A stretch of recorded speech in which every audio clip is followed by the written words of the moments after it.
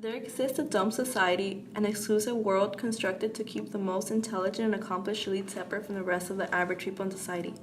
Anyone born in the dome is required to take the Dome Aptitude Test, or DAT, to determine if they are fit enough to stay. Anyone who does not pass the exam is exiled to the outside world with other rejects. Thus, staying inside will give them lifetime secure assets such as luxurious housing, stable jobs, high-class cuisine, and dependable healthcare. Unfortunately, Mia fails her exam and is sent beyond the boundaries of the dome. A security guard pushes her out of the door and onto the ground. The door shuts closed as the security guard walks away from her. She looks at the dome helplessly and slowly turns around to look at the empty road behind her. She slowly gets up and grabs her belongings and leaves the only place she has ever known. Mia continues to wander down the road completely lost in this new world. She reaches a small isolated town miles away from the dome. From a far distance, she sees two people excitedly approaching her. Mia comes to a stop. I'm Joanna. I'm Jamie. We're both just like you. We didn't pass our follow-up DAT, so we've been out here for a couple of years now. Ah, the rejects. I've heard of that before. So what do you know about us? They tell me that you guys are basically useless. Who's they? The dome? Of course she thinks we're useless. She doesn't know anything. She was practically brainwashed in there. What do you mean brainwashed? You'll be surprised. 1 year has passed since Mia failed her exam. People in the dome are constantly busy studying, and so is Emma. Her friend David suddenly comes up. Did you not hear? Hear what? Last year, 500 people failed the DAT, more than any other year. Even my sister failed. Who knows how much she is suffering outside? Wait, Mia? Wasn't she one of the top students? Exactly, so gotta study. David quickly sits down at the table, drops all his belongings, opens his book, and starts studying. Don't you sometimes wonder why we're doing this? What do you mean? Like all these tests and the pressure to be perfect in everything we do. Emma looks up for a second to think, but quickly shakes her head and focuses on studying again. Come on, I can't be the only one thinking about this. I don't have time for this. We gotta study. Her friend looks at her in disbelief. He shakes his head and starts studying again. Emma and her friend wait in line at their testing site to take the exam. Psst, Emma, What? I have an idea. For what? David discreetly pulls out an earpiece. What's that? The answers. To the test? Yeah, I got someone to hack the system and download them all. You're crazy. You'll get caught. This is the only way. Put it away. They're always watching us. Emma looks up to the surveillance cameras, remembering that the dome watches her every move. So are you in or not? Of course not. I actually studied for the exam.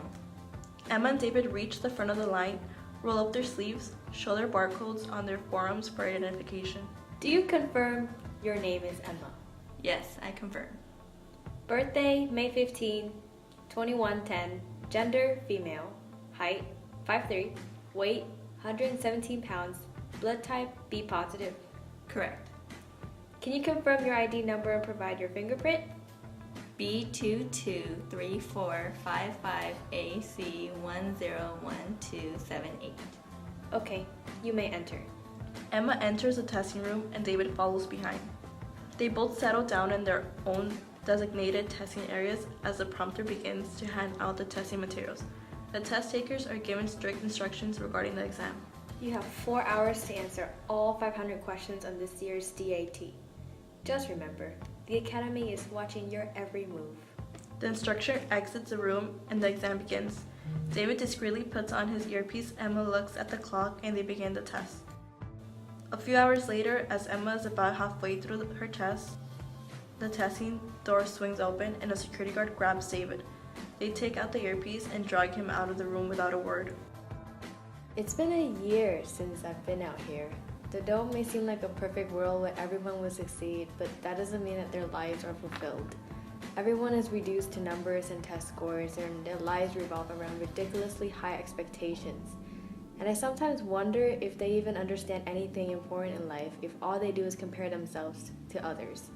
I never even knew what it felt like to be free from constant surveillance, from the constant pressure to be perfect, or to worry about anything other than my own success until I met Jamie and Joanna.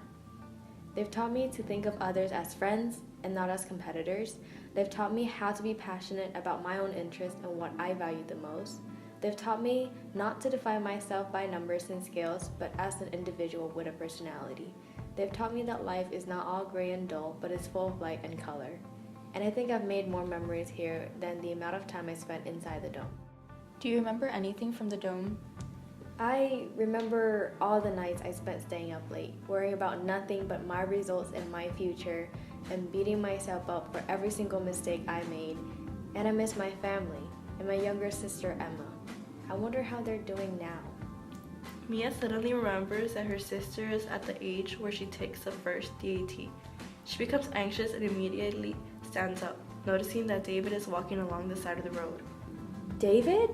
What are you? Wait, did you fail? I cheated. You cheated? Whoa. What about Emma? She made it.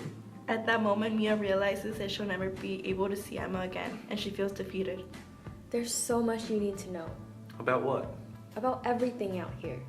Look, David, we need to get her out of here now. What, are you crazy? She worked so hard to pass the test. It's a trap. You guys are nuts. Trust me on this. You will eventually understand why. So, how are we gonna save her? We're breaking in. Guys, stop.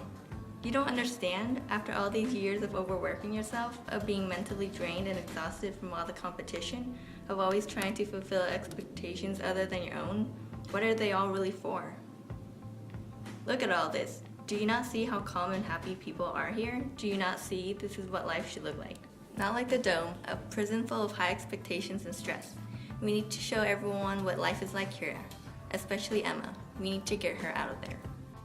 After only being a reject for a few hours, David is confused because it seems like everyone out here is content despite what the dome has taught them about the rejects. How can you guys not want perfection? Because life is not about being perfect. Okay, what if I believe you? How are you guys going to break in?